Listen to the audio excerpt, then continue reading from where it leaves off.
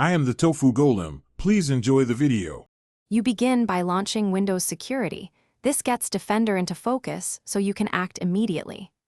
Once open, make sure Windows Update has applied the latest signatures because Defender relies on recent definitions.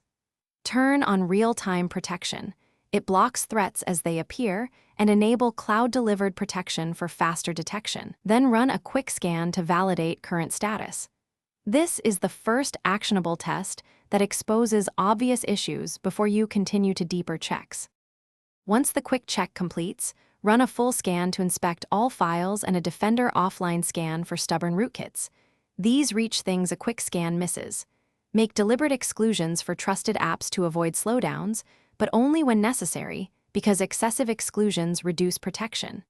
Next, tune app and browser control and the built-in firewall to control app behavior and inbound traffic. Finally, schedule scans and set notifications so Defender works automatically without interrupting your workflow. To finish, inspect protection history and clean or restore items deliberately. Quarantined files are isolated, so don't restore unless you trust the source. Make sure periodic scanning or scheduled tasks are active and confirm cloud-delivered signatures remain enabled for best coverage. If Defender refuses to start, check the Microsoft Defender Antivirus Service and Security Center service, then run System File Checker and DISM to repair corruption. If that fails, reboot to safe mode and run an offline scan to remove hidden. Thanks for watching.